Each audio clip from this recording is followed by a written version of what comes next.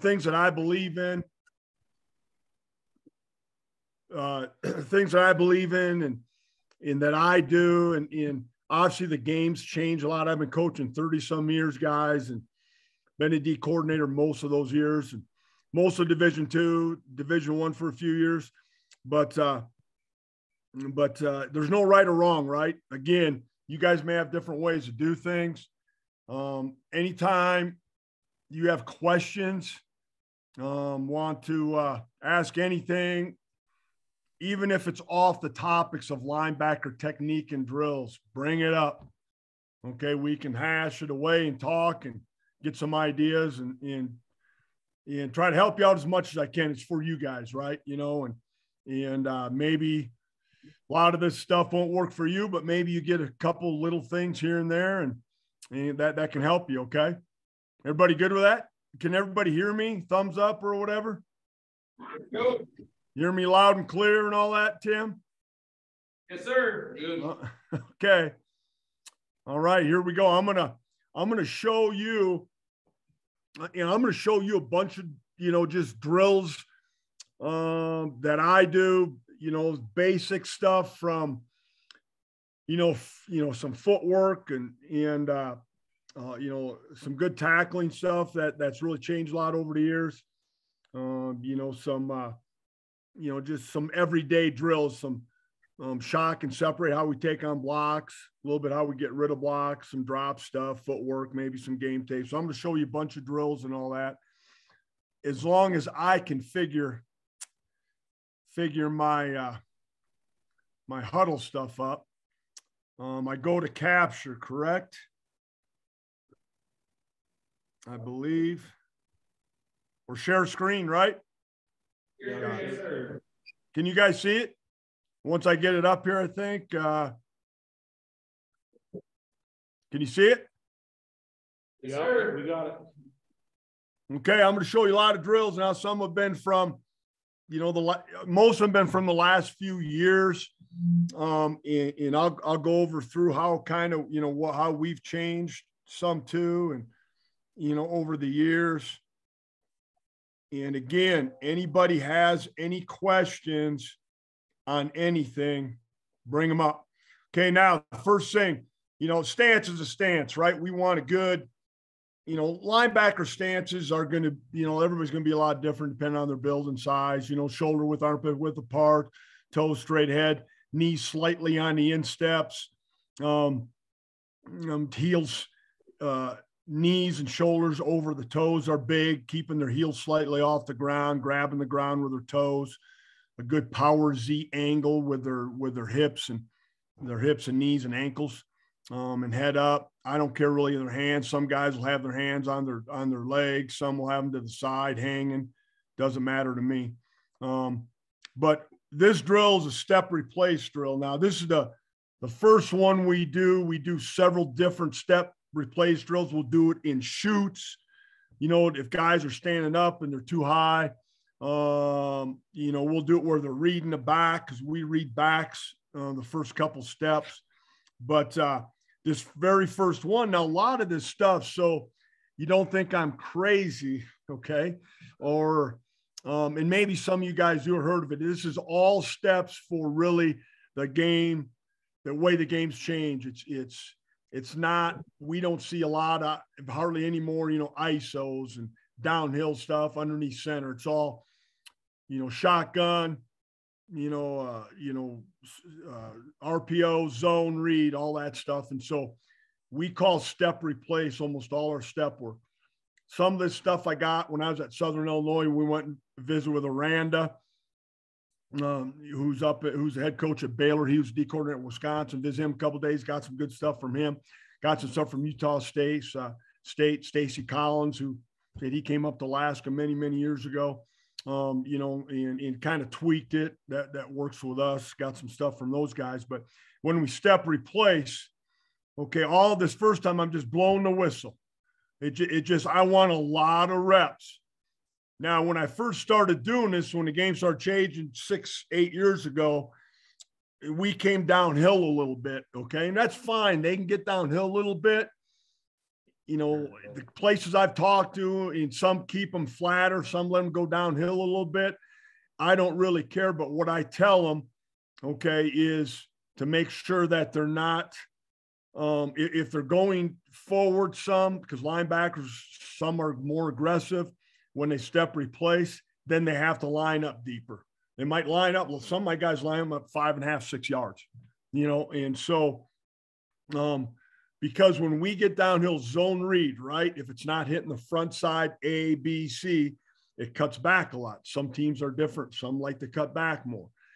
When we step replace, we mirror the steps of the running back, really, and we talk about step replace, open window, fill it, otherwise fall back. So step replace, fall back. So if you can understand what I'm talking about, the reason we do this drill, if they get downhill too fast right away and the ball cuts back, all those down blocks seal them.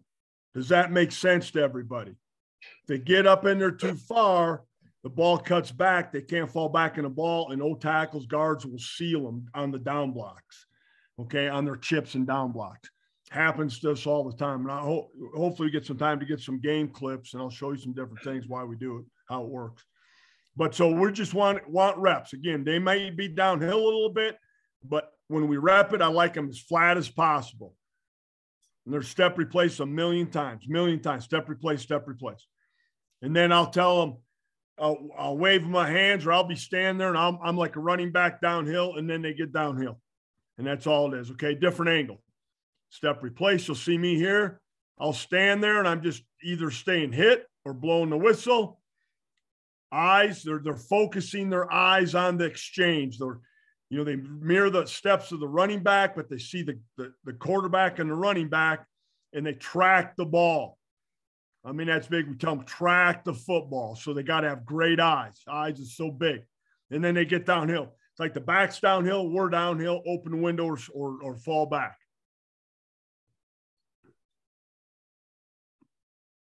And so we'll do that. Now, next thing, we'll progress. Okay, now, obviously I got clips from different things, whether it's in the spring, the winter, whatever.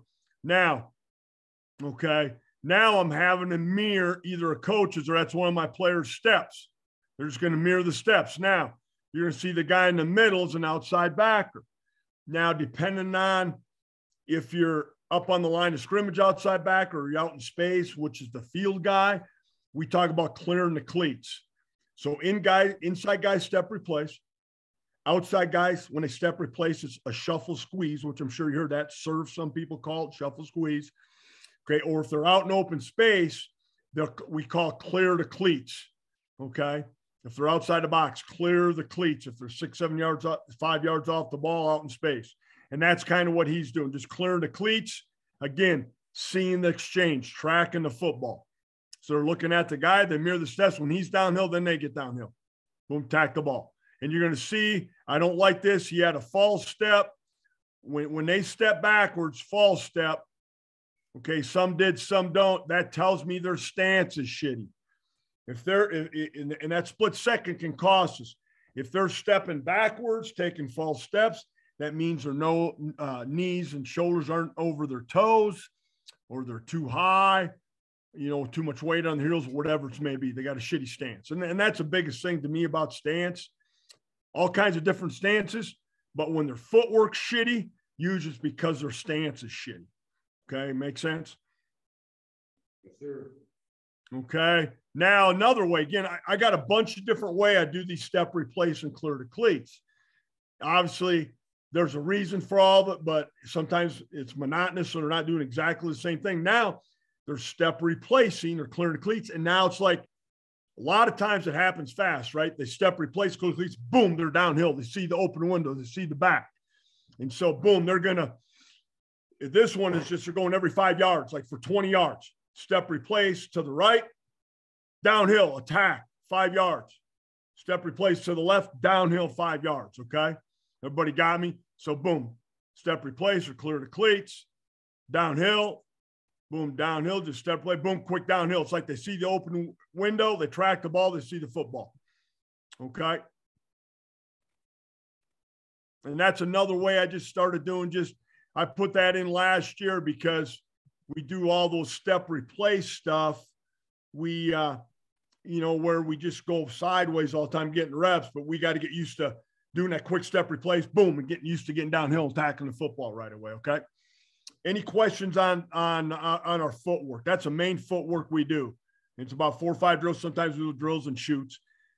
Sometimes another one I didn't have on tape, we'll do it in shoots, and then we'll have an agile bag, and they will talk about taking a shot. So they'll step replace down 5 years, and they'll tackle the bag. They'll shoulder tackle the bag as it's moving. Okay. We don't have a lot of time. I imagine like you guys, like most high schools, guys sometimes are playing both ways. You're trying to get all your stuff in. A lot of my drills, whether step replace, whatever it is, a lot of times we'll incorporate some type of tackle, some type of finish, tackle, pass rush, a scoop and score, a strip drill. We sometimes we got to combine that stuff because we might only get a very little in the indie time, when we got to get it all in, so we'll incorporate different things. Everybody good? Anybody got any questions on any of that? Step replace? Okay, good.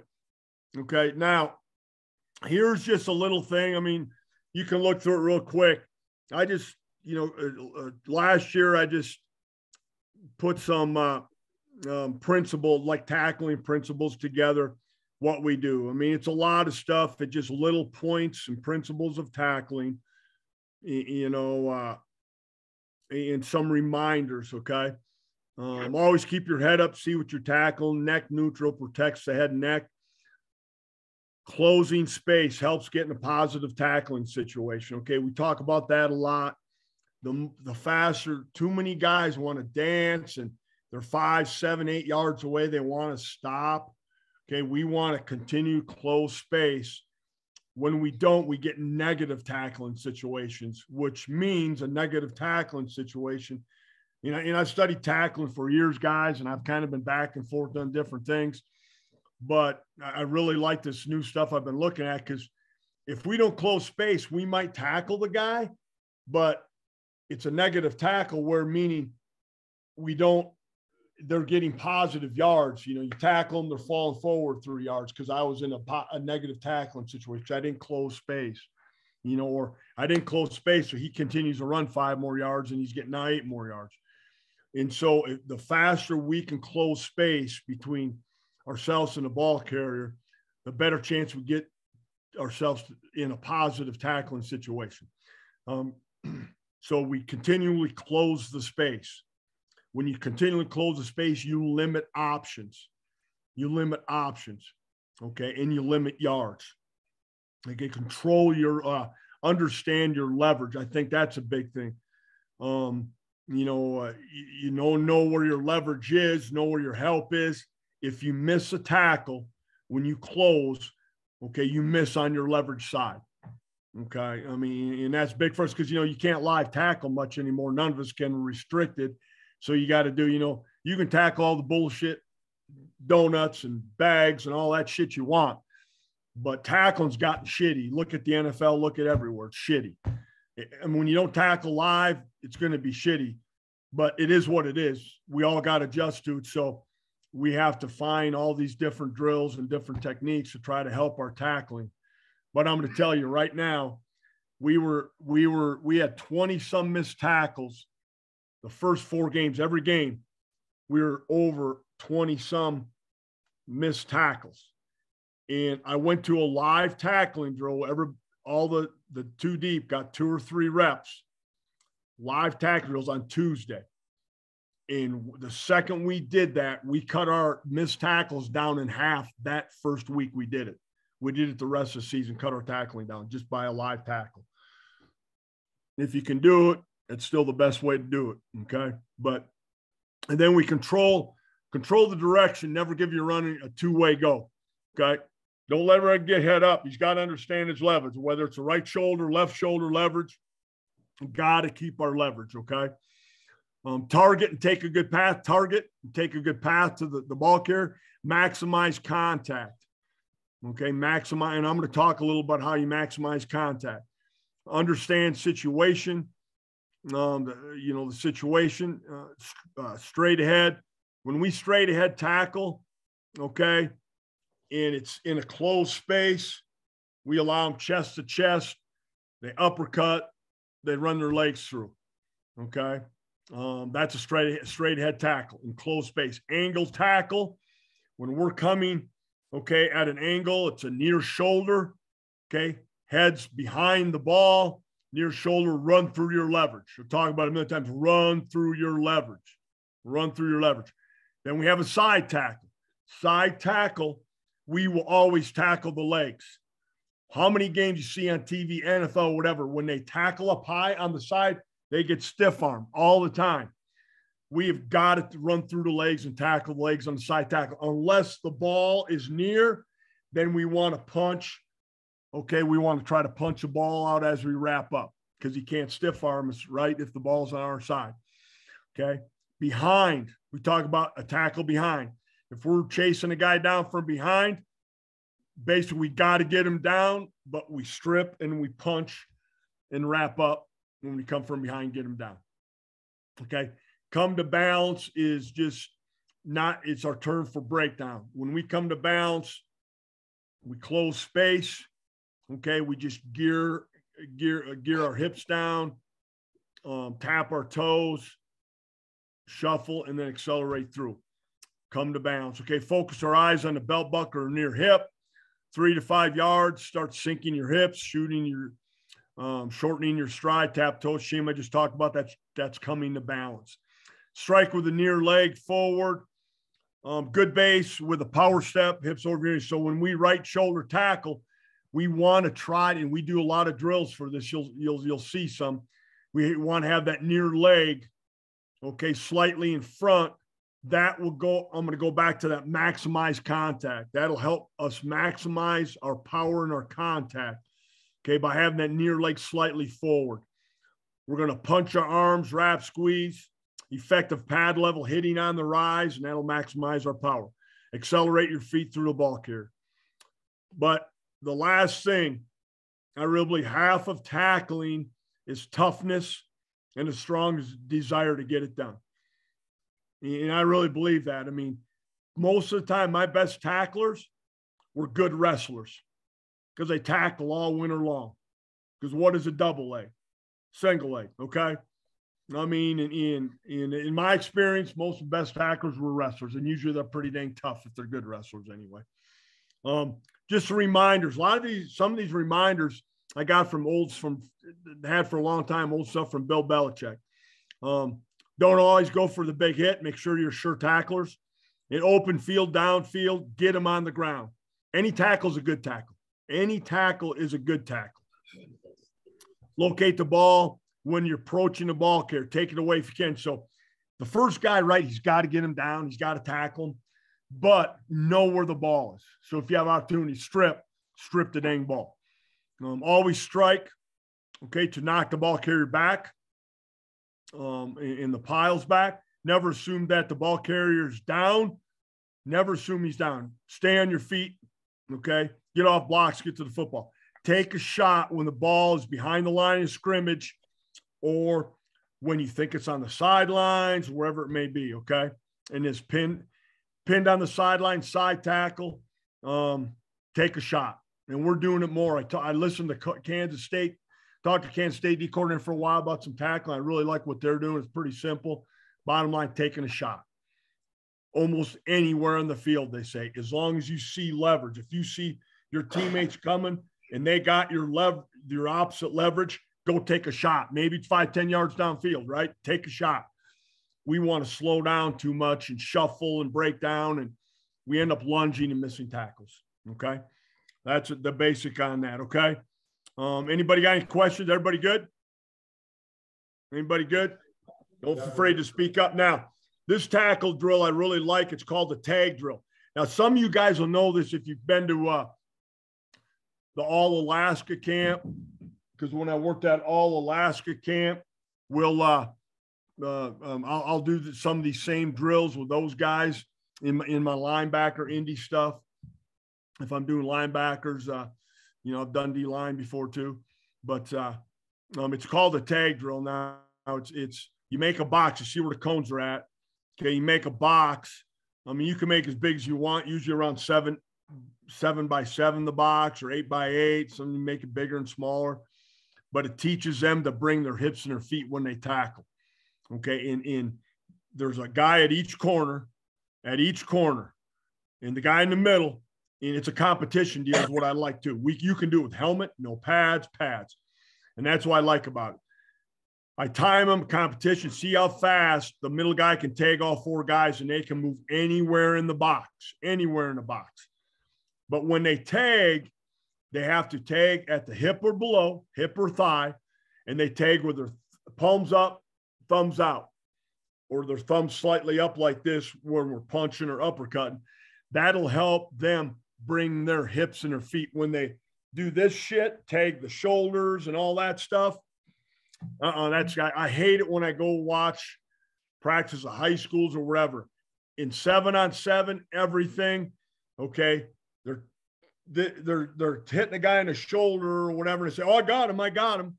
I mean, I've been in that Alaska camp when we thought and all that, and kids are doing that, and I'm like, no, you don't have them. You ain't going to tackle a guy by tackling up high his head and shoulders. You know, so when we're tag tempo, which we are tag tempo a lot, my guys know that they tag with 2 hands, thumbs up or palms up, thumbs out. And it helps them bring their hips and their feet when they tackle and they don't lunge. And I got that from Northwestern. When I was at Southern Illinois Northwestern Showcase Camp from the Northwestern guys, it's pretty good. They're guys in high school. So here you see him do it. Okay. And again, those guys move, juke them, whatever they want. They got to stay in the box. Once they get tagged, they get out of the box as fast as they can. And again, we don't want to sit there and dance with the guy, right? He danced a little bit there. We want to keep closing space. So it teaches a lot of things about tackling. The faster you tag him, or the faster you close space, the better time you get, right? And tag him right. He's out of the box. Don't dance. It's not a bad job, decent job. Okay, any questions on that? That's pretty good drill. Okay. Now, this is just a punch drill. Okay, that's one of the first things we do. Okay, now our progression, we're on our knees and toes, hands, doing different punch drills. Now, this is just a punch drill. I don't even care about them wrapping up. I want them to shoot their hips and arms as fast as they can. It should be a shoulder punch. I tell them shoulder punch. This guy right here, second team all conference. He's a little shit, but he's a country ranch kid. That was a hell of a wrestler. And look at the difference with him compared to the other guys. I mean, he's exploding his hips through, shoulder punching his arms through.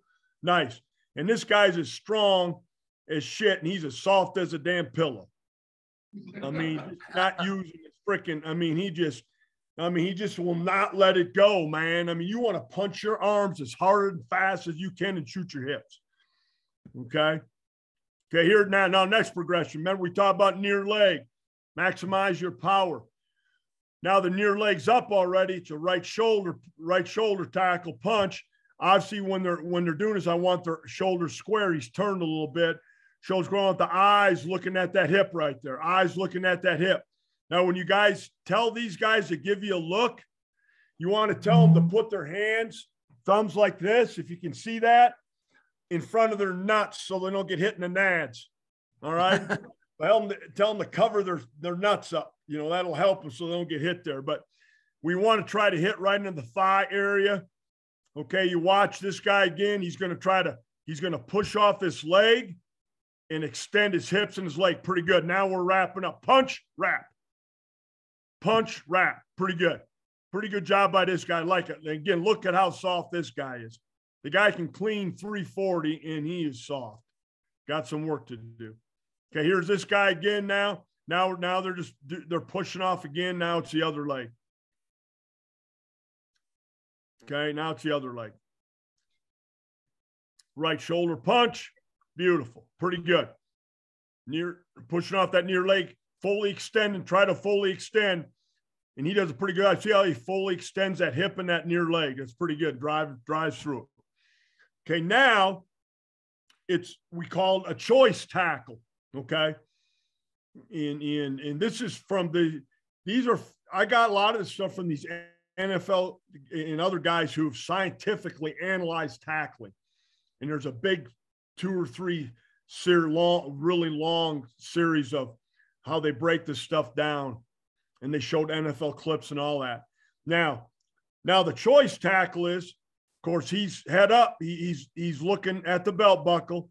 And whatever way this guy goes, okay, he's getting that near leg up in shoulder tackling the guy.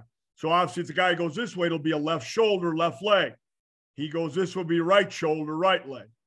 See if he does it right. Okay, now here he goes. He goes that way. Boom. Now left leg. Boom. Near leg, near shoulder. Now what I don't like he's doing here, watch how he turns his head. So he turns his head to the side. No, we want to keep that bowl, that neck, keep that neck head neutral. Okay, it's still up, and I'm looking at it, but I want to bowl that neck and keep it neutral as much as I can. But that's a pretty good job there again by him again. See what I don't like? This guy just not using his whole power. He's kind of getting off kilt there with his leg. Okay. Okay, now we go to the ground. Now we go to our feet. Okay, now we're getting in a good fit position with this leg slightly in front, the right leg. It's going to be a right shoulder punch. Okay, wrap up. Okay, run our feet. Now this stuff, when we get up on our feet, obviously we don't go to the ground. We're not going to the ground in this. We're just trying to punch. Again, I'd like to keep, a lot of these guys, I'd like to keep their head a little bit neutral. Try not to turn their head. Keep it straight, neutral. Okay. Try to punch. Again, he's kind of false step and needs to push off that leg more. Some good ones, some bad ones in there. Okay. And then obviously they get high late, but obviously they extend through because we're not going to the ground. They're going to punch wrap. And they're lifting up and through the guy. So they'll gradually get up high like that because they're hitting on the rise.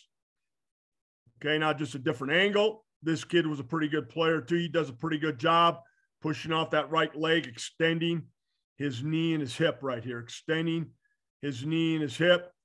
And I mean, I want him taking extra steps. So I'll tell him, I don't tell them 5 yards. Sometimes I'll tell them 5, but most times they stop early. I just tell them, you're driving your feet till I blow the whistle.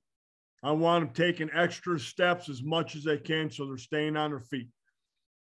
We don't want to leave our feet when we tackle. You'll naturally leave your feet when it's live when you tackle.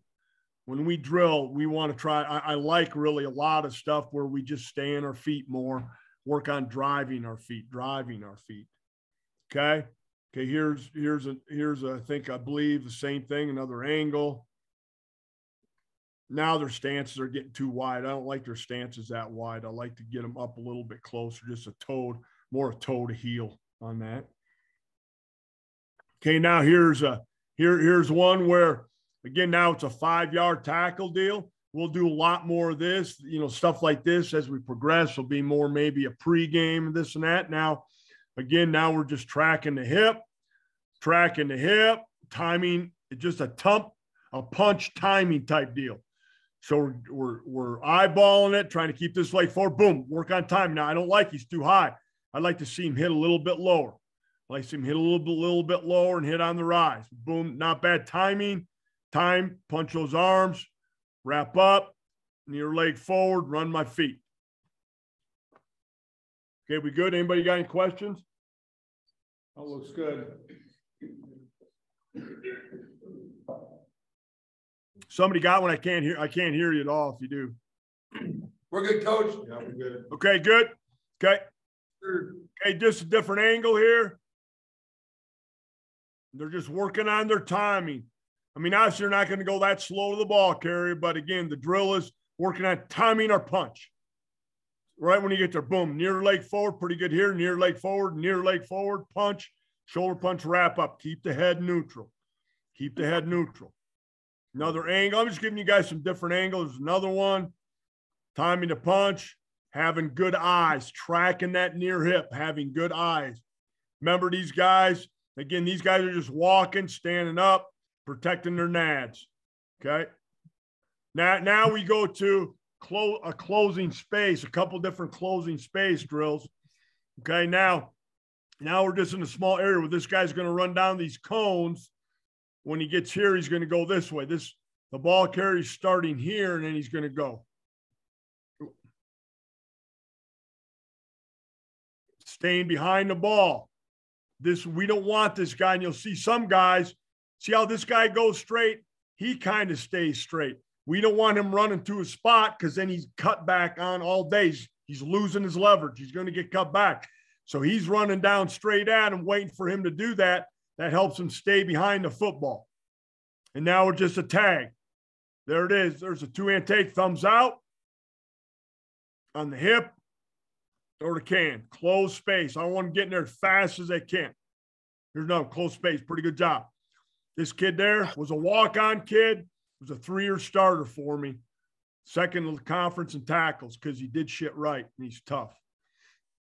That's a good job of him just closing space, attacking the hip. Pretty good, staying behind the football. Okay, here's another closed space one. Now, some of these will close space. I can't remember what this one will close space here. Once they get to here, okay, I might tell them to go this way so they know. He might have a choice. So then you got it again. It's a leverage choice where, you know, if he goes this way, I'm right shoulder. He comes this way. It's left shoulder. Close space, boom, right there. I'm sorry, this is a defensive guy. That's a defense guy. That's an offensive guy. See leverage, find the leverage, take that hip, close space, close space, close space. You see how some they're going to sink a little bit. When they get close, they should sink their hips just a little bit, tap the toes unless they're taking a shot. When they take a shot, they ain't slowing down at all. Now here's another one. Just again, we did this drill because we got hurt the week before on some swing passes, tosses where guys were overrunning the football. They weren't keeping their leverage. So we just did a drill where, hey, you're going to take off like you're running a flare toss. This guy's going to attack that hip, keep his leverage. Now you're going to watch. I mean, you know, again, what is he doing wrong? He's ahead of the football right now. He's got to stay behind the football. His leverage is lost right now. He's going to cut back on all day. Not good. Take the guy on the wrong side. He's beat. Lost his leverage. Inside out. Here's a pretty good job. This guy's attacking more downhill at the hip. There you go. And sometimes that happens, so they don't run into each other. I said just let up if that happens. But he did a decent job on that one because he got downhill. He got downhill more. Okay, and didn't run to a spot. Now here's that kid that was a 3-year starter. This is a good job of him. He's downhill. He's downhill good. He's tracking that hip. He's tracking the hip. Boom, right there. Pretty good. Stay behind the football. Here's another one. Probably a lot of you done now. All this is a leverage drill. This is from a few years ago, but we still do it. Is where they just get used to tracking the hip. They get used to the run. This guy sinking his hip and raising his hips because when we track the hip, it's all about, hey, we know if that running back or receiver, if he sinks his hip, he's getting ready to cut, right? He's getting ready to cut. If he doesn't, he's going to keep going. So these guys just work on seeing the hip. When he sinks his hip, shorten his stride, then he sinks his hip and shorten his stride. That's all it is. He's tracking the hip as he does it, trying to keep the near leg forward a little bit. Now, one thing we changed, we don't do this as much because teammates unrealistic. We're not going to stay 10 yards with our front leg forward. When we do this now, we run more at the hip, and then we just shimmy or shuffle our feet and shimmy our feet, tap our toes, whatever, okay, when we see him settle his hips and get it back running, okay? We just don't – that's unrealistic, so we don't do that as much anymore, keeping our front leg forward like that. That's how we did it then. Just get used to tracking hip, sink my hips when a running back sinks his hip. Pretty good job. Pretty good job on that guy. Okay, now we do combined. This is a tackle. Again, it's more of a live or thud type tackle, these next couple, but we incorporate a strip with it. Now, we do this as a group, as linebackers. We'll do it also as a whole defense. We'll incorporate some strip tackle drills with the whole defense. We can get a lot of reps done in 5 minutes. So we do that we will do that quite a bit. Now, again, we want to look at the finer points of tackling. All this guy does in the middle now, okay, is he's gonna start here, and he's gonna go either run at this guy or this guy. Whatever guy he runs at, that guy's the tackler, and the other guy's finding the football. He's trying to punch it out, strip it out from behind, front, whatever. He's trying to locate the ball and get the dang thing out. So pretty not bad here.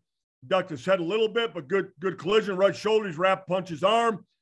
Okay, now the only thing not good is right leg. He didn't maximize his contact. Oh, his contact not bad. It looks like his front leg's forward or near leg. Pretty good. Run the feet, get it out, and then we scoop it. And we try to scoop and get it out. Okay, we do this one. This is where we're doing it with the whole team.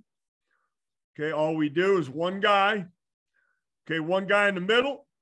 Okay, the ball's in his right hand. This guy will be inside the cone because he's the uppercut guy, the tackle guy.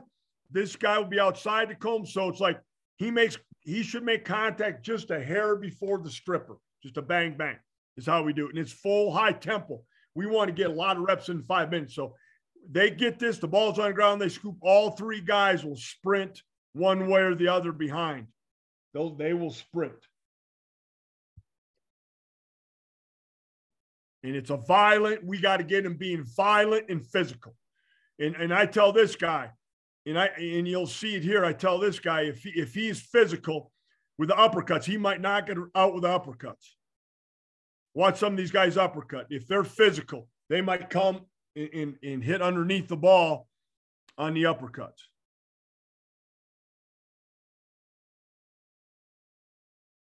Okay, everybody got the point? That's pretty good.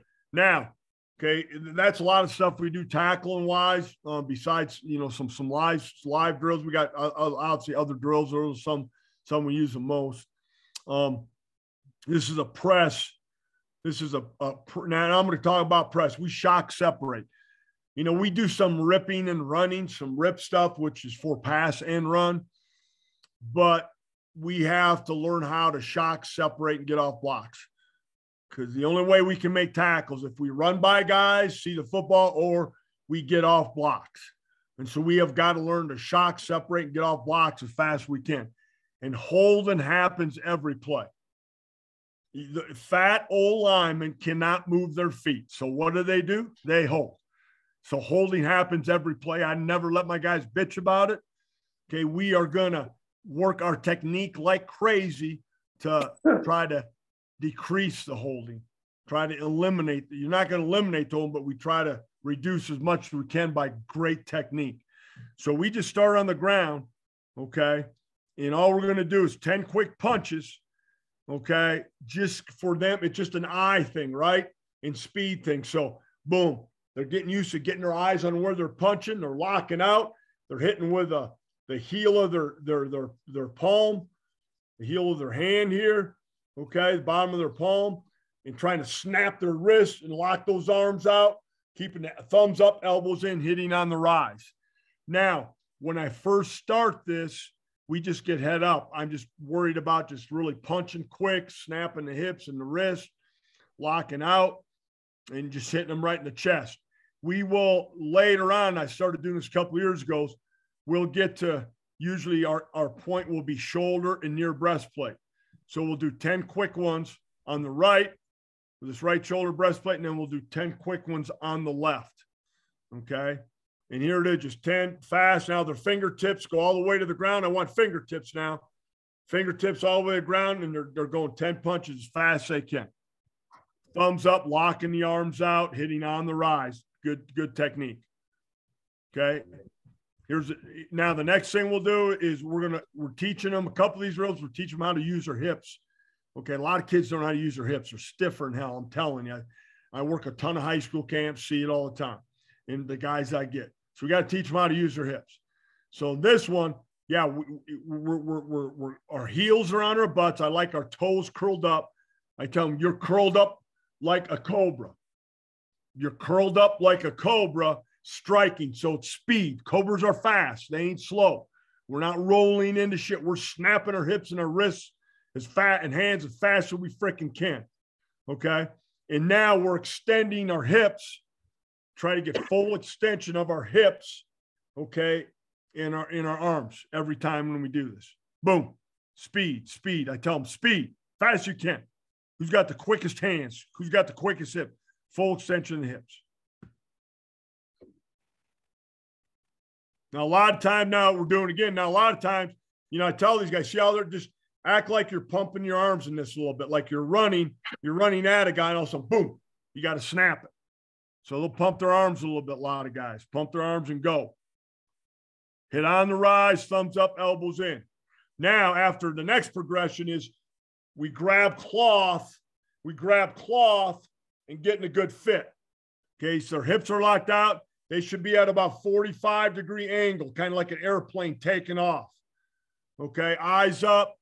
Okay, I tell them to check their hands, check their elbows, make sure the thumbs are up, elbows are in, arms locked out, eyes are right, hips are extended, good lean, not bad there.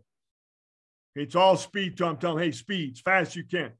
Now, I love this one. Now, the next progression, we go to our feet, we lock, reload. Now, lock, reload, we do this stuff, D-line does this, DBs, linebackers, we all do it, okay? Okay. I did this when I was in college. I did it when I was at Green Bay. Okay. All this stuff very similar, just in a few different ways. It's something that's, everybody does. We just do different type of drills. But now this, a lock, reload again, we'll teach them how to use their hips. They start off with an even base. They're snapping their hips and their hands as fast as they can. Feet will follow. Hips and hands, feet will follow. Everybody follow me? Hips and hands, feet will follow. So I blow the whistle, they snap. They reload, whistle, reload, whistle, reload, whistle. There you go. They usually go about 10 yards. 10 yards. I mean, they're trying to jerk this guy's head back. They want to snap their hips and their hands as fast as they can, and then their feet will follow. Great drill. Now I'll progress to this drill. I don't have any tape, but we'll do, sometimes we'll say, hey, we're going to go 2 shock reloads, and the last one we'll lock out, and then we'll post and rip or slingshot. We'll get rid of the blocker. We'll get rid of the blocker and stack them. Okay. So we'll do it a couple different ways. Everybody good? Any questions on that? Now, how much time do I got there, Tim? About 24 minutes, Coach. Okay. Now when we start to progress, we incorporate the drills, right? Incorporate shedding the block, getting off the block, seeing the back, tackling, and all that stuff. Okay. So now we're gonna do a whistle where we're loaded up. Okay, we're gonna separate. Okay, we're gonna separate now. There's gonna be a running back on each side behind him. I'm standing over here. I'm gonna give him a direction. Okay, and then they're gonna get off and just try to get a good tackle. Now, what he doesn't do very well here, see how he turns his shoulders? We don't want to turn our shoulders, right? If I'm in my gap, if I turn my shoulders, I open up the other gap more. If that ball cuts back to my gap, I got to try to turn my shoulders all the way around, and I end up grabbing one-arm tackle, and I'll never tackle the guy. I lose my gap. I lose my leverage. So we need to talk about keeping our shoulders square. So now I can get off that damn block and go make a play. So that wasn't very good. If that was live, he's beat. Okay, here's another angle. A whistle, locking. Now, right now, this is big. When we lock out, okay, I want their eyes. You know where the defender's at, or the blocker right now. You know where he's at. You got your hands on him.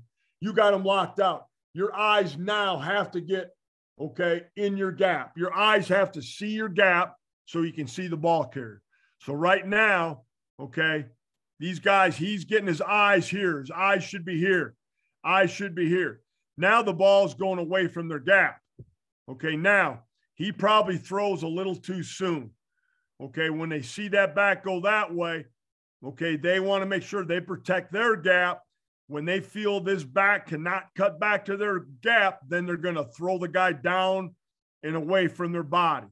So we used to thrown away from the body. They do not want to come behind the block, run around blocks. That's a no-no. So he did a good job with his hands, locking out and throwing the guy. Pretty good job. And he did and both did a good job of right shoulder tackling. Right shoulder. Pretty good. Not bad. Not bad on that. Okay, now I just showed you a couple little of my first progression of pass rush. You know, linebackers got to do it all. We blitz a lot. So our linebackers, we have to do some pass rush stuff with them besides drops and all that stuff. So there's just a little pass rush stuff. When we pass rush, you know, we don't have a ton of time. We don't have near as much time as a D lineman to really get technical with it. But we tell them you're a better athlete than an old lineman, so you have to use your athleticism. Okay, we'll have some guys sometimes that are good power rushers, but normally not. So we're going to work, you know, we always tell them same arm, same leg, whether we're clubbing, chopping, okay, ripping, arm, whatever it is, same arm, same leg all the time. So in these drills, I just do, whether it's a whistle or a 1, 2, 3 command, I'll say like whistle, or I'll say like 1. So he works on stepping with his right, and he's clubbing or grabbing the elbow, okay, pushing down. Now, I always try to tell him I don't like his feet pointed this, because we want to try to keep his hips and his toes pointed at the quarterback as much as possible.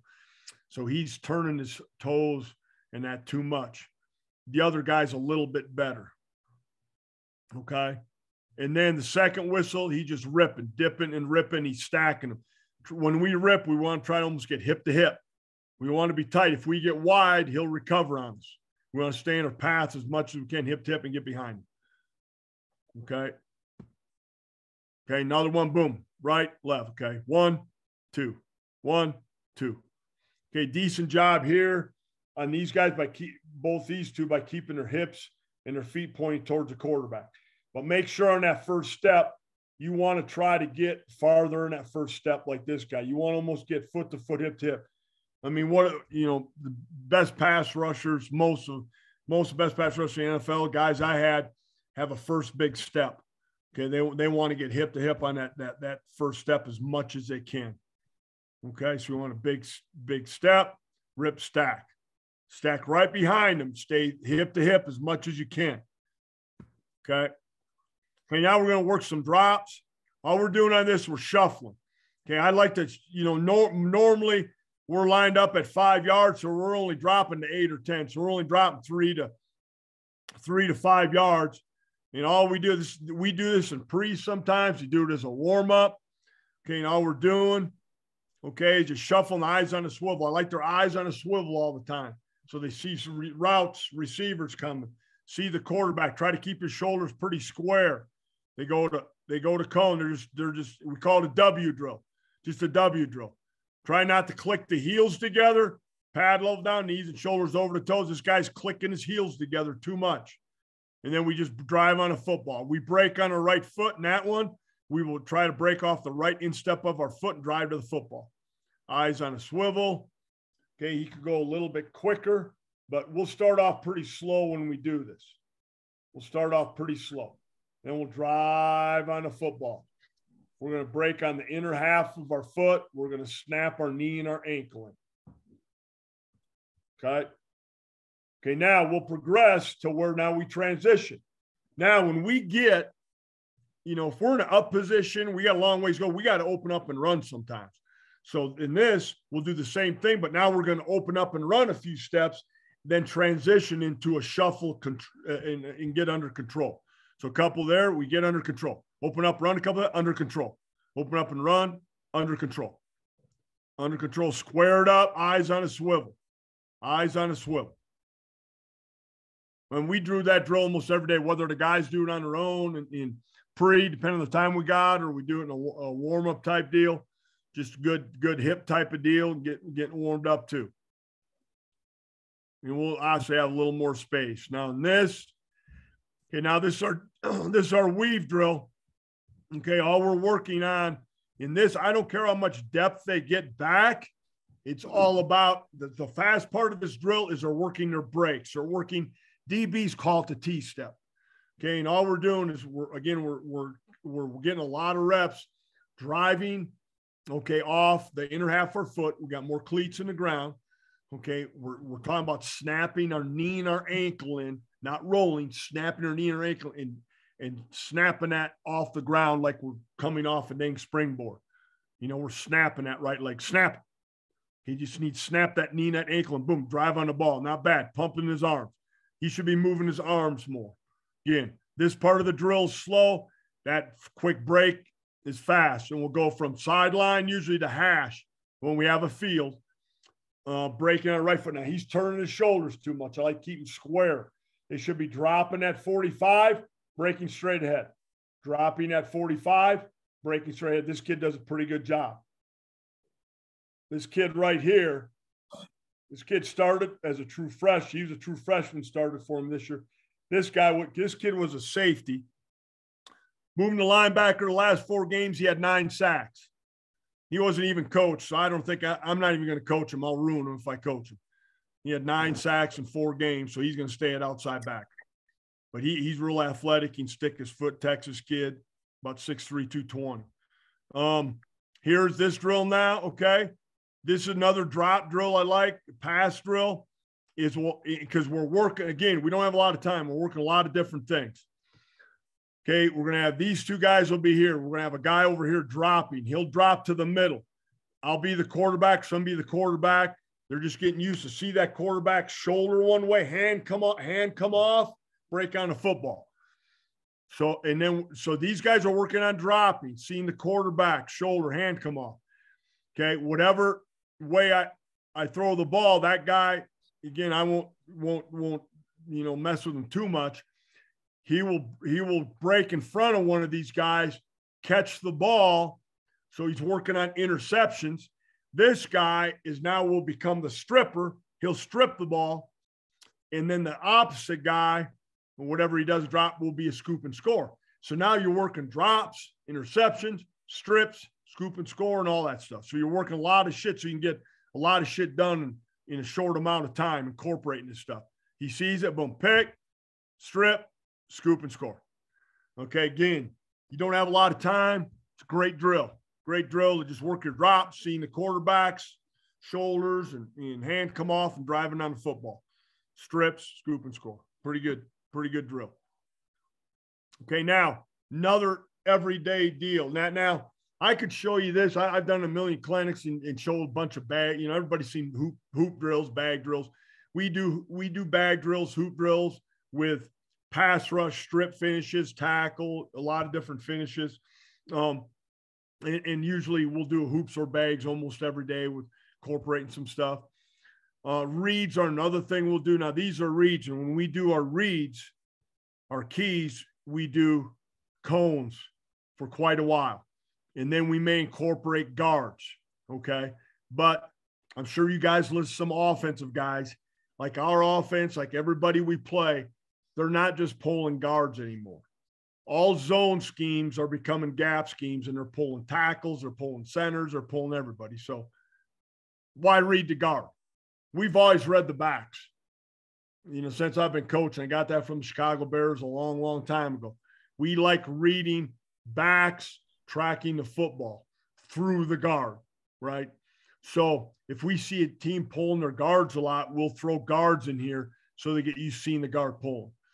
But we're reading the backs first. If you see the guard stand up and pull, we know it's obviously it's a boot or counter or power or something, okay? So now alignments, okay, in our reads, shotgun. This is the quarterback, tailback, okay? Our linebacker to this back side, he will cheat his alignment over the tackle. So I'm kind of showing you now a little bit how we play our normal zone read. Okay, he will line up over that end or tackle. Okay. If this is the boundary guy, if he's only got one removed here, one receiver, he'll be up on the line kind of like a stand-up D end. He can play around a lot. Maybe apexes sometimes, whatever, but when the back's to him, he's thinking shuffle squeeze, right? He's working his shuffle squeeze. The guy way over here is a field guy. Okay, the guy way over there is a field guy. So he will clear his work. He's working on clearing his cleats. Okay. He's looking through the tackle, but he is looking at these guys. He's seeing what they're doing. So they're all looking at the back, kind of mirroring the steps, but they're seeing the quarterback also, seeing the exchange. Okay. So now they know we're working zone read. A lot of times early on, because the favorite play, obviously, we see is zone read, right? That's everybody's favorite play. So we will just work zone read. Now, if a team runs, as we get into teams running stretch, other plays, then we'll incorporate different plays. But it's all zone read. They're working their footwork. Okay, watch, these guys are working step replace. He's working shuffle squeeze. Okay, now they're gaps in our scheme, our base gaps. Okay, our nose guard will play, okay, the backside A. Okay, the play side linebacker. Now his alignment can be more over the guard. He can cheat his alignment. I allow him to cheat his alignment maybe to 4.5, 5, because as he steps replace this way, because the back's stepping this way, okay, if A gap's open, he will fill A gap. Okay, if A gap's a big window, run through. If A gap's closed, he's thinking cut back. That means the nose guard probably did a hell of a job. He will step replace. He might fall all the way back to C gap. Our linebackers basically will 2 gap. D lineman play the 1 gap. Okay, everybody follow me now. The backside end here, that's why we always say backers are always hollering back right, back left, so our D linemen know where the back is. Because in our base, that end is a 4 technique on the guard. He knows the back's away. If they see zone, he will knock the tackle back. He'll put his face in the B gap. He'll play gap because that outside backer is playing outside gap here. So all our gaps are covered. This guy will step replace. Again, if our nose guard gets reached or whatever, he can step replace. He might play that A gap if he sees the handoff. If he sees a handoff, he knows he's hitting A gap, he'll step replace. He'll fly at A gap. He might. So he tracks the ball. He steps replace, so normally he's going to hit C gap. That's his gap. Because on the down block, on your normal down block, if O-linemen are doing this, right? See, they're scooping, everybody following me. They do that. He's scooping up to here. Okay. He's going to step replace quick. He will stack that tackle. The end now will cancel B gap. He will tackle the dive. Quarterback should keep it. Boom. Quarterback inside leverage. He's outside leverage with quarterback. That's how we play it. Okay, so he'll be really slow on the backside. But when we're doing reads, okay, boom, they're just hitting their normal gap. Even though they track the ball, our backers will play 2 gap or any gap. He will hit his gap.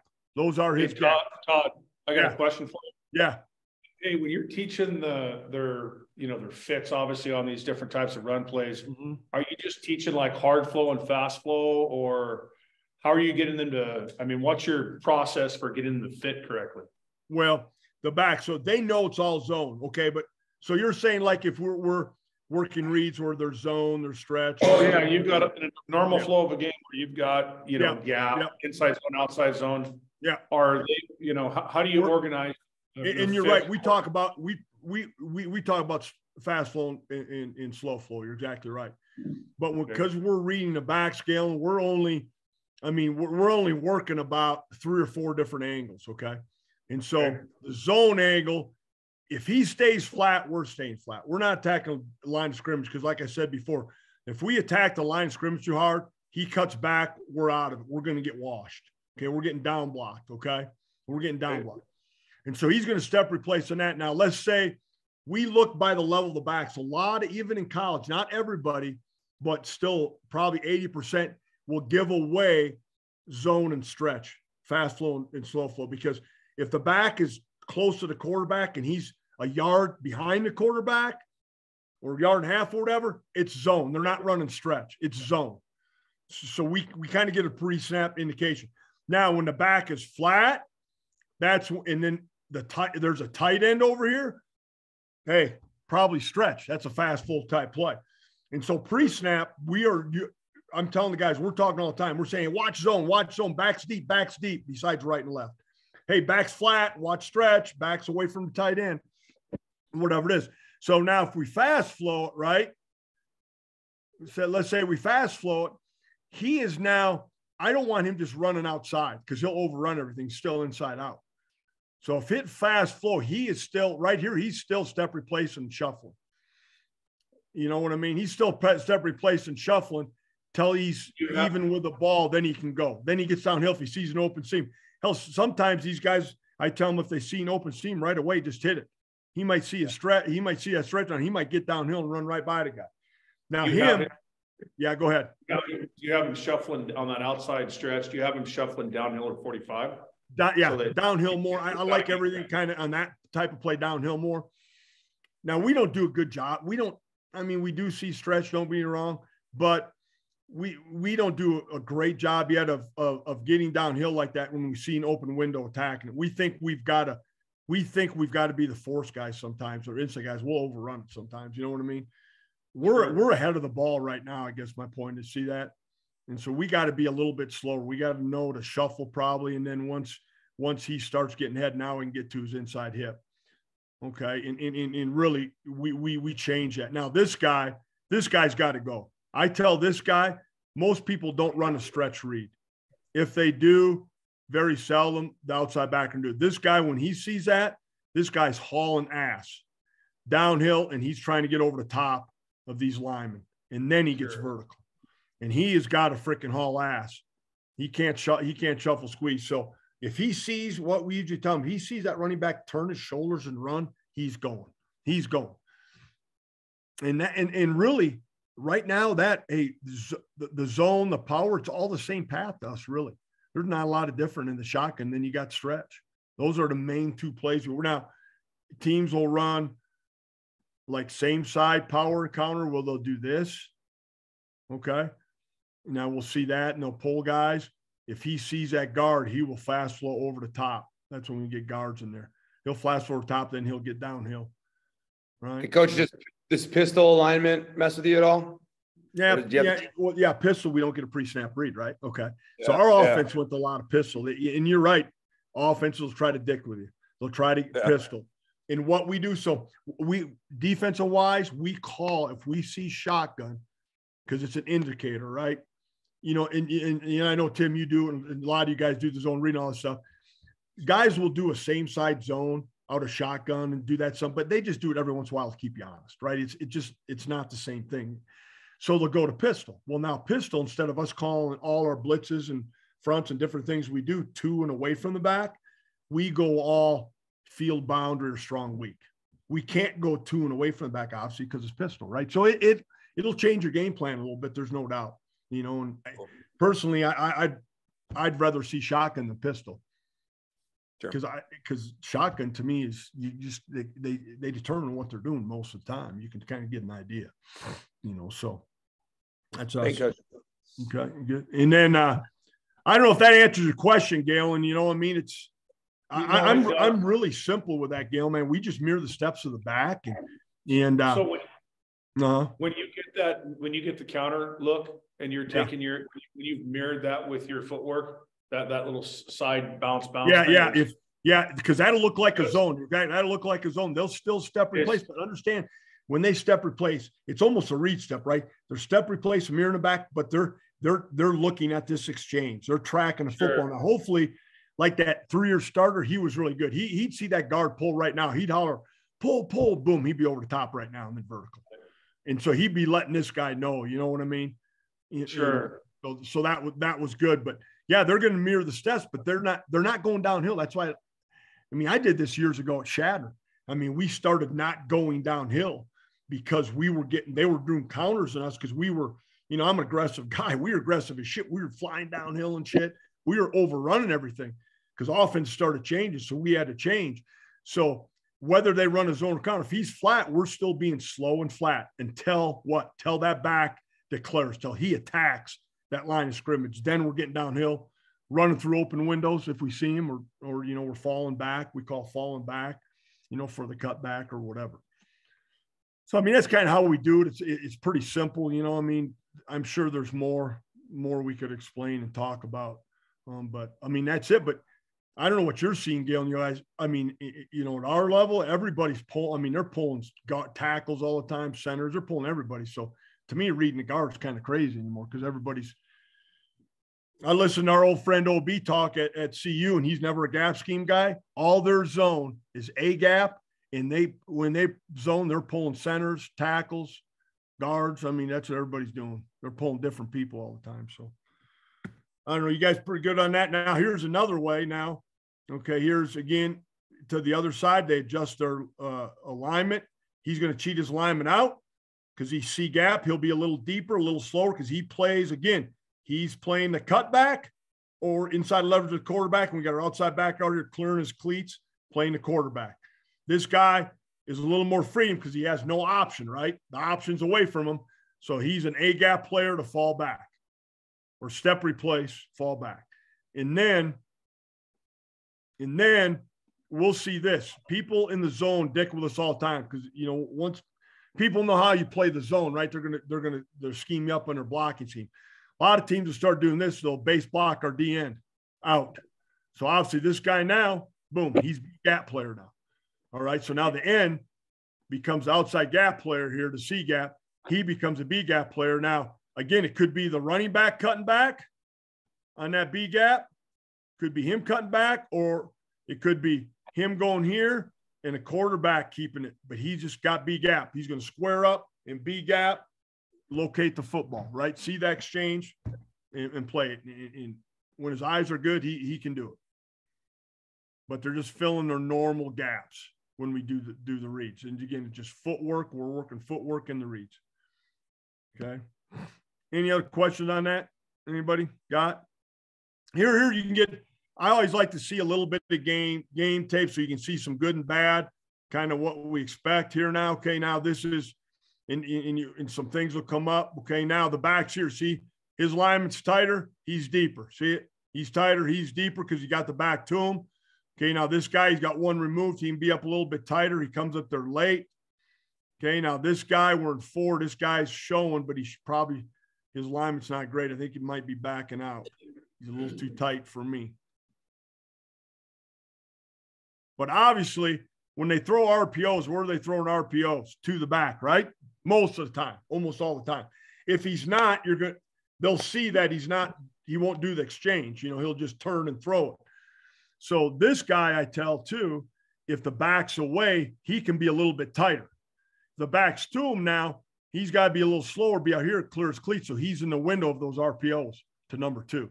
And he's got plenty of time to play that quarterback. Okay, you're going to see now, again, this guy doesn't step replace. Now, again, he's a true freshman. As a season 1, he got better with it. This guy shuffled squeeze, but he shuffled squeezed a little too soon. I mean, when you're out here in space, you don't shuffle and squeeze out here. I mean, you don't shuffle squeeze when you're trying to see the exchange, see where it's at. When he's out here, he just needs to clear his cleats, start running. If his eyes are right, he'll see it. By the time he gets here, he's going to see it. So he, to me, should be a little bit faster with that. He's too slow. He's too slow. You'll see it from the end zone. Okay, now, again, this came up. Okay, now, when they got the extra gap, okay, our guy should know this extra gap. Now, again, this kid's a freshman. He should be a little bit wider, a little bit slower. He's got to be thinking when they have that extra gap over here, a tight end or a wing, he plays this C. He's going to end up playing this C gap, and this guy will play that. So he ends up there, I think, okay? And then this guy's going to be this gap, this linebacker, this gap. And we got all our gaps covered. And he ends up, you see that? He ends up in the right gap, but I'd like to see him thicker and more physical in there. I always tell these guys, when the back's to you have a tight end wing, your ass, again, the ball hardly in the zone ever hits out here. It's going to be A gap here, cut back to the C gap. He's got to stick his face in here and be physical. He's not really super good at it right there. But look at the backside linebacker. Okay, steps replace. He doesn't get up in there too tight. Falls back. That inside guy does a nice job. He goes all the way to C gap. Okay, he's 2 gap, right? He's this gap here to fall back. So he did a good job playing his 2 gap. Obviously, it helps if your nose guard does a great job. Your DNs do a great job, makes it easy on linebackers, right? In any defense. Okay. We all love great nose guards, great D linemen. You know, so if they do their job, it's easy for these guys to play two gaps. And the D line did a pretty good job on this.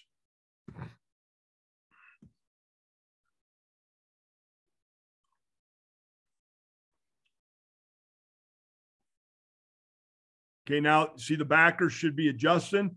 They adjust their alignment a little bit. The back flipped. The back was either in pistol or on this side. They flipped over. They adjust their alignment a little bit. Now the back's to him. This guy should be maybe a little bit looser. So he's in the window of those RPOs, clearing his cleats.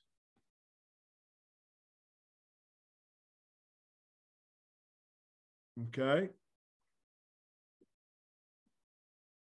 Now our D end again. Okay, this is an over front. So now when we go into over front, all it means our ends, we're over to the back. He's outside leverage, so he's a chase guy. We call it chase, so he will tackle the dive all day. He will tackle the dive all day, and that's why our linebacker played. Good job. But look at his step replace here. Nice. Step replace, stacks that tackle. That's what we want. I want him to stack, get vertical, run right by that tackle, and stack him if he has to so the guy can't block him and play the quarterback. Then you see the angle here is pretty good. Chase, exactly where I want him now. The only thing is, again, this kid is limited in his speed. Now he's too damn slow. He should have made the play. But again, what does he do? He stops here. He should have been sprinting at him, taking a shot. He slowed down a little too much and he's too slow. Can't get there. And then our damn outside backer, he's fumbling around, tripping on his feet. But at least they strung it out, got it going sideways, and we're in good shape. String it out to the sidelines. Use your speed.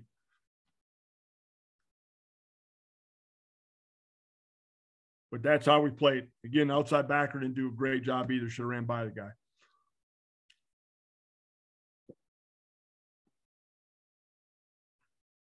Okay, we do a lot of movement. You see guys moving on a snap. We do a lot of movement. They're moving. They get set. Linebackers look at the alignment. Okay, pretty good job there. Again, look at those guys. Again, D-line does a good job, but look at the experienced linebacker. He doesn't get down in there too far. He can fall back and make the play instead of just flying downhill and getting blocked. He falls back right there. Good play by him. You'll see it here. And that's what happens when they learn. When we learn, we'll do those step replace drills like you saw those 5 yards where they step replace. And they come back and run downhill the cone this way. Because this happens, I could show you a million clips where this happens, where if we do it right, step replace, those old linemen will get tripped up. And when you change your direction real quick, they have a hard time blocking you. Now you just got to get vertical, though. Got to get vertical and run. That's a pretty good job. Now, see, this guy saw the window. He saw the window. This is a young guy, two-step replace. He screamed through the guy came off, and that's fine. They ain't going to be right all the time. I tell them, don't be afraid to make a play. Trust your eyes. If you see an open window, run through it. If you're wrong, you're wrong. Or if a guy comes off late, or if a guy comes off on you right when he sees you coming, that means he's off the double team of the nose guard. The nose guard should make the play. So it all works hand in hand. You know, if we feel like you're getting caught up in here, then we'll tell you, hey, slow down a little bit, then get ready to fall back because it's cutting back on you all the time. Now, let me show you this real quick. So a little bit outside backer stuff. Again, this guy should probably be a little bit wider, a little deeper. Okay, we talked about it. He clears his cleats. Okay, he saw it. He should go a little faster at this angle. Now, the guys are going to be different. How we take this on, if we clear our cleats, see it, and we can run by this guy, we run by him and still contain him. If this guy gets in front of us, block him. If he's soft, if we can take him and run him straight back, even if we lose our outside, we bubble this guy. Makes sense? We got time for everybody to get there, right? Or sometimes I've had a kid last year who was a 4-year starter that graduated, is really good. He would do this and do kind of what he did, make a quick move, get vertical, and still beat the block. So I allow those guys to beat that block about 3 different ways. Depends what they want to do and what the blocker's doing to them. I got to show you this one. How much time we got, Tim Butt, done? Yeah, wrapping up here soon, yeah. Coach. Yeah, and then you got any questions. I got to at least show you this one. I love this one. Now, this is how you take – I love it when linebackers knock these big fat linemen on their ass. Watch this. He did a great job here. Boom. I mean, that's a shock and separate right there and still able to make a damn play. I mean, that's, you know, again, he saw the play. He got downhill. He saw the exchange, rocked him, made the play. It's beautiful. I mean, that just being physical. That was good work right there. It's a good play. I'll show you one more here. Now, again, this guy not bad. And this is why we read this, okay? Okay, now RPO is okay. This is why I have my outside backers read this and not look at this guy. When we go to roll safeties and stuff, our safety will roll down and read this guy. So if he bubbles, he'll widen with him, right? But we have this linebacker here playing the quarterback. But if he does that, we don't got – if this inside backer doesn't make the play in the quarterback, if it's a good exchange, he doesn't see it, then the quarterback's running. So this is why this guy does this. Now, again, he sees exchange. If the quarterback keeps it, okay, and he's got this bubble here, he will kind of feather it. He'll get here and kind of slow play it. Stay right in here.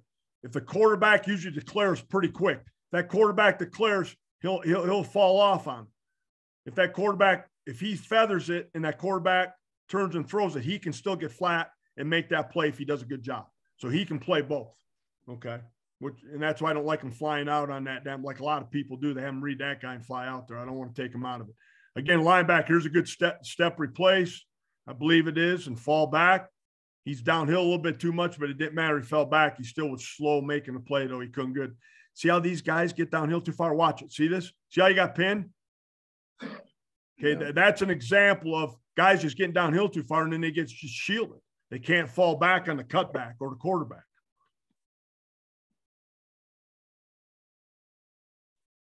You know, because, I mean, again, the D-line didn't do a great job, but he should have stayed more step replace and tracked the ball more and should have fell back. Should have fell back to here or to here. Just got downhill too far. Got downhill too much. Outside backer's a little bit late, but he did a decent job. Could have been a little sooner, but he did a decent job of falling back in on getting in on the play. All right, you guys got any questions or anything? On anything? We're good? How's OB doing? How's OB doing? Oh, he's doing good. He spoke at the clinic last week, and so did I. So I watched him, and he gave me some shit, and then he watched me the next morning. I showed him that old lineman getting his ass kicked, so I had to show him that shit. So no, it was good. It was good. We had some beers and that night and all that shit. How you guys doing up there? Good, man. Got a lot of snow. You got a lot of snow all over? Yep. Yes, sir. I bet you do. Well, great seeing all you guys, man. Hopefully, you know, I don't know, you know, if I make it up this summer, whatever, but if guys are at camp and all that shit, it'd be good to see everybody. Yes, sir. Appreciate you, Coach. Very thankful. Appreciate you guys. Send me some great players, will you, up there? Sounds good, Coach. All right, see you guys. Take care. See you, my friend.